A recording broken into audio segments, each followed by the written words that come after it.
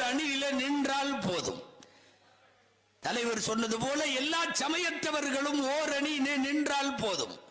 நாடு முழுக்க நல்லிணக்கத்திற்கு ஊறு விளைவிக்கிற செய்திகள் நடந்து கொண்டுதான் இருக்கிறது. அமைதி பூங்காவாக தமிழகம் இருக்கிறது என்றார்கள், உண்மை. ஆனால் அமைதியாக விடாமல் இருப்பதற்கும் பல பேர் இருக்கிறார்கள். கடந்த வாரம் எல்லாம் திருப்பரங்குன்றம் ஒரு பெரிய சர்ச்சை. இங்கே இருக்கக்கூடிய வக்ஃப் வாரியத்தினுடைய சேர்மன், எங்களின் அன்பிற்கும் பாசத்திற்கும் உரிய நவாஸ்கனி எம்பி அவர்களுடைய வக்ஃப் வாரியத்துக்கு கீழே திருப்பரங்குன்றம் மேற்று வருதுங்கிறனால அவர் ஆய்வு செய்ய போனால் அவர் அசைவம் சாப்பிட்டு போனார் அப்படின்னு கிளப்பி விட்டு, கறி சாப்பிட்றதுக்கு அவங்களுக்கு வீடு இல்லையா, கடை இல்லையா, திருப்பரங்குன்றத்திற்கு போய் அசைவம் சாப்பிட்டார் என்று கிளப்பி, நான் சொல்ல வருவது நல்லிணக்கத்திற்கு இடையூறு வந்து கொண்டேதான் இருக்கும். அதற்கு எதிர்வினையும் தேவை.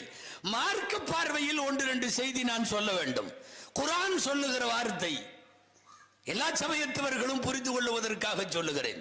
லா யன்ஹாகுமுல்லாஹு அனில் லதீன லம் யுகாத்திலுக்கும் ஃபித்தீன் வலம் யுக்ரிஜுக்கும் மின் தியாரிக்கும் அன் தபர்ரூஹும் வ துக்ஸிது இலைஹிம் இன்னல்லாஹ யுஹிப்புல் முக்ஸிதீன்.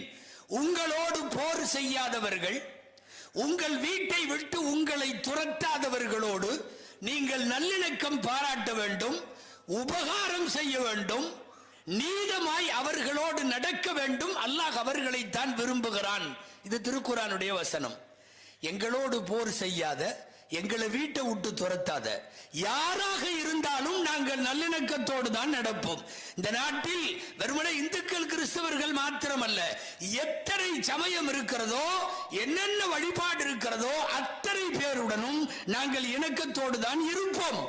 இன்றைக்கு இருக்கிற ஒரு வெறுப்பு அரசியல், அந்த வெறுப்பு அரசியலுக்கு எதிராக களமாட வேண்டும். இதோ இங்கு அமர்ந்திருப்பது பூரா அரபிக் கல்லூரி மாணவர்கள். விழாவிற்கு பெயர் சமையல் நல்லிணக்க விழா.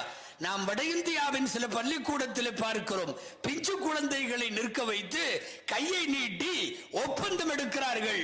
இந்தியா இந்துக்களுக்கான தேசம் மட்டுமே, இதில் அல்லாதவர்களை அப்படி செய்வோம் இப்படி செய்வோம் என்று ஒரு 6-7 வயது குழந்தைகளை கூட நச்சு விதையை பரப்பி வெறுப்பு அரசியல் நடத்தக்கூடிய ஒரு சூழ்நிலையில் தான் நாங்கள் உலகத்திற்கு சொல்லுகிறோம், எங்கள் பள்ளிவாசல்கள், எங்கள் அரபிக் கல்லூரிகள், எங்கள் மதரசாக்கள் எல்லா இடத்திலும் நாங்கள் சமய நல்லிணக்கத்தை தான் விரும்புகிறோம் என்று சொல்லுவதற்குத்தான் பல்சமயத்தவர்களை அழைத்து வந்து, பாதிரிகளை, சாமியார்களை, பல்வேறு சகோதர சமயங்களின் சார்ந்த தலைவர்களை, ஆளுமைகளை எல்லாம் அழைத்து வந்து அந்த சமய